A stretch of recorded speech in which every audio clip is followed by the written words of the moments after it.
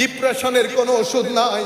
ডিপ্রেশনের ওষুধ মদিনা, ডিপ্রেশনের ওষুধ মক্কা, ডিপ্রেশনের ওষুধ ওলি বুজুর্গের মাজার, ডিপ্রেশনের ওষুধ আল্লাহ যাদের ভিতরে আল্লাহ নূর দান করেছেন তাদের সুহবত আপনার ডিপ্রেশনের একমাত্র ওষুধ।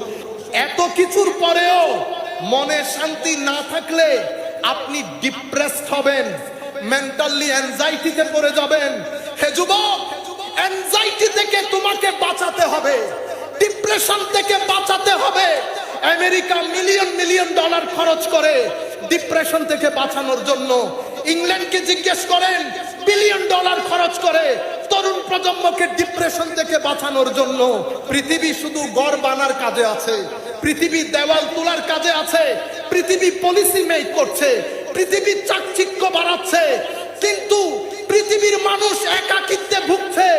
নর্থ থেকে সাউথ পর্যন্ত কোন নেতা, কোন বিশ্ব প্রেসিডেন্টের মুখে শুনি নাই যে পৃথিবী একটা কঠিন পরিস্থিতি পাড়ি দিচ্ছে, আমার ছেলে ডিপ্রেসড হচ্ছে।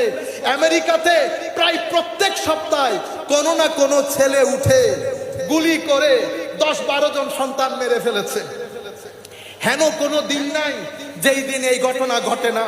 আমেরিকার ঘরগুলার মধ্যে, ইংল্যান্ডের ঘরগুলার মধ্যে, আমি যেহেতু পুলিশের সাথে দীর্ঘদিন কাজ করেছি as a chaplain for Northampton police, আমি খুব কাছ থেকে দেখেছি মানুষ কি রকম হাহাকার করছে।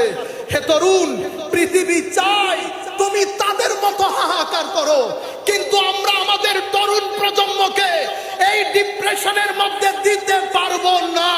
হে তরুণ, দরুদে পাকের সাথে দিল লাগাও। হে তরুণ, নামাজের সাথে দিল লাগাও, কোরআনে পাকের সাথে দিল লাগাও।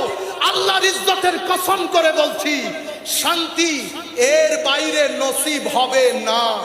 সেই কারণে আমার আল্লাহ দিন দিয়েছেন, আমি ঋণী, ইনডেটেড টু অলমাইটি আল্লাহ।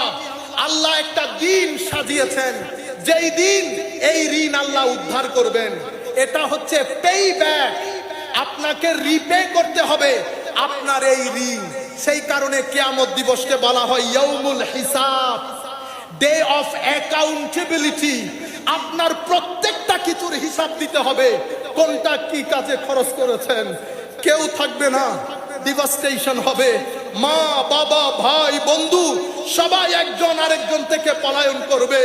একটা জাত আপনার সামনে দাঁড়িয়ে থাকবে, আল্লাহ ওয়ালারা, ওলি বুজুর্গরা, যারা ফানা থেকে বাঁকা পর্যন্ত সফর করতে সক্ষম হয়েছে, তাদের কলব বাতিনের মধ্যে নূর রয়েছে। সেদিন তারা বলবে আমরা আছি।